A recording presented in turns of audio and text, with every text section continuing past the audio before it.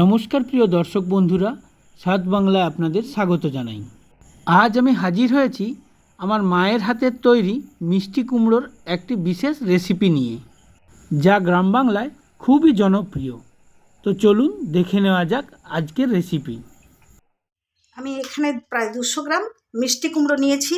এরকম পিস করেছি, এরকম একটু স্লাইস, একটু পুরো এরকম পিস করে নিয়েছি। আপনারা ইচ্ছে মতো এর থেকে চৌকো সাইজও করতে পারেন, আবার ডুমো ডুমো ছোটো ছোটো করতে পারেন। আপনাদের নিজেদের পছন্দ মতো আপনারা করে নেবেন। আমি এটা কেটে ধুয়ে রেখেছি। এখন এটাকে একটু হালকা ভেজে নেব, তাই আমি এতে পরিমাণ মতো লবণ দিয়ে দিচ্ছি, একটু হলুদ গুঁড়ো দিয়ে দিলাম, দিয়ে এবার এটাকে আমি মিশিয়ে দিচ্ছি।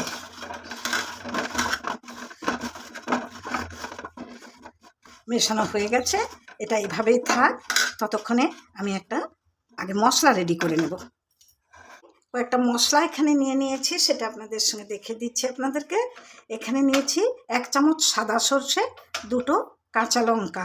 আপনারা চাইলে কিছুটা সাদা সর্ষে এবং কিছুটা কালো সর্ষেও দিতে পারেন। আর নিয়েছি 1.5 চামচ পোস্ত, আর কিছুটা নারকেল কোড়া নিয়েছি, আর নিয়েছি কয়েকটা কিশমিশ এবং 4-5টা কাজু বাদাম। এটা সম্পূর্ণ অপশনাল, আপনারা এটা ছাড়াও বানাতে পারবেন। তবে এগুলো দিলে যে খুব সুন্দর হবে স্বাদ, সে আর বলার অপেক্ষা রাখে না, কারণ কিশমিশের একটা টক মিষ্টি স্বাদ একটা খুব সুন্দর স্বাদ এনে দেবে। এবার এই সমস্ত মশলাগুলোকে আমি এই মিক্সির জারে নিয়ে নিচ্ছি।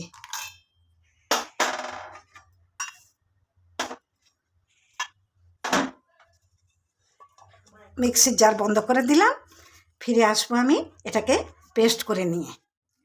কুমড়োগুলো ভেজে নেওয়ার জন্য একটি কড়াই বসিয়ে দিয়েছি গ্যাসে, দিয়ে দিচ্ছি কিছুটা সর্ষের তেল। সর্ষের তেলে করলেই বেশি ভালো হয়, তাই সর্ষের তেল দিলাম।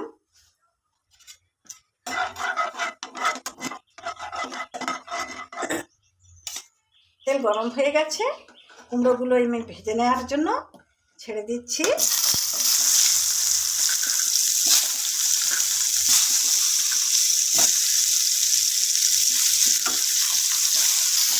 এগুলোকে একটু রং ধরিয়ে লাল লাল মতন হবে এরকম করে ভেজে নিচ্ছি।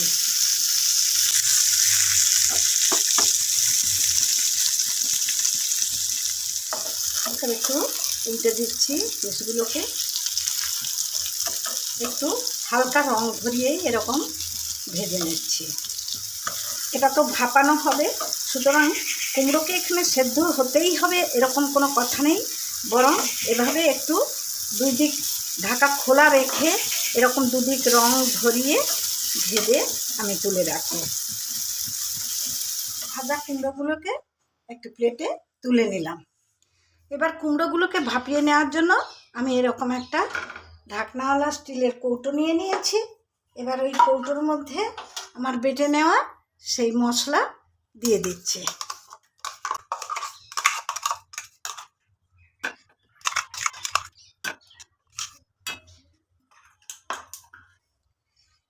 এই মশলার উপরে দিয়ে দিচ্ছি কিছুটা কাশ্মীরি লাল লঙ্কার গুঁড়ো।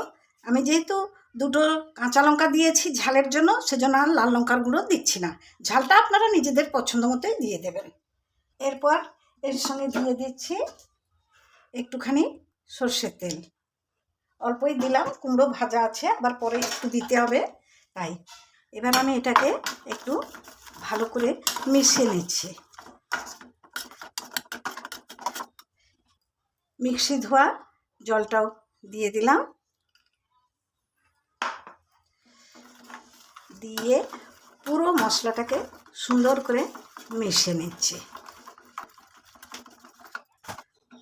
ওই মিক্সি ধোয়া জলটাই যথেষ্ট, কারণ কুমড়ো থেকে জল বের হয় এবং কুমড়োটা ভাজাই আছে, বিশেষ জলের আর প্রয়োজন হবে না।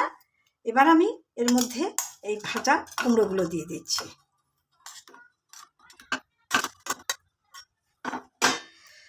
ভাজা কুমড়ো দিয়ে এবার আমি সমস্ত মশলার সঙ্গে এগুলো সুন্দর করে মিশিয়ে দিচ্ছি।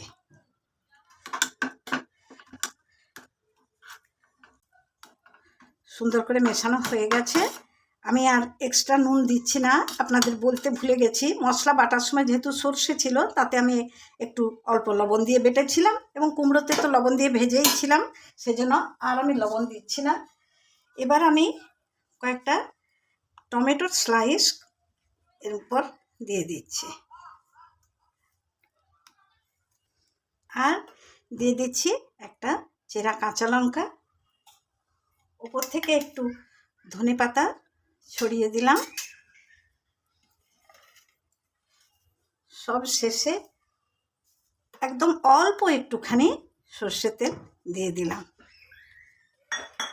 আপনারা চাইলে 2-1 দানা চিনিও দিয়ে দিতে পারেন। আমার আসলে নারকেলটা খুব মিষ্টি এবং কুমড়োটাও প্রচণ্ড মিষ্টি, তাই আমি আর চিনি দিচ্ছি না। এবার আমি ঢাকা বন্ধ করে দিচ্ছি। এবার গ্যাস জ্বালিয়ে আমি একটি কড়াই এরকম নিয়েছি, তাতে কিছুটা জলও নিয়ে নিয়েছি। জল গরম হতে দিয়েছি, দেখতেই পাচ্ছেন জল ধারে ধারে ফোটা শুরু হয়ে গেছে। এই রকম গরম জল ফুটতে থাকবে, আর আমি সেই কুমড়োর মশলা মাখানো কৌটোটা এভাবে দিয়ে দিচ্ছি, এতে বসিয়ে দিয়ে এবার আমি ঢাকা দিয়ে দিলাম। 10 থেকে 15 মিনিট এইভাবে আমি ভাপিয়ে নেব। তো বন্ধুরা, রেসিপিটি কেমন লাগছে তা অবশ্যই কমেন্ট করে জানান। আর এরকম সুন্দর সুন্দর রেসিপি পাওয়ার জন্য আমাদের চ্যানেলটি অবশ্যই সাবস্ক্রাইব করে দেবেন। ফিরে এলাম 10 মিনিট পর, কারণ কুমড়োর পরিমাণ খুব বেশি নয়, মাত্র 200 গ্রাম কুমড়ো এবং পাতলা স্লাইস করে কাটা, তাই 15 মিনিট লাগবে না সময়। আমি 10 মিনিট পর ফিরে এলাম, এসে গ্যাস অফ করে দিলাম। এবার এটাকে তুলে নিতে হবে, তুলে নিয়ে ঠান্ডা করে খুলে আপনাদের দেখাবো।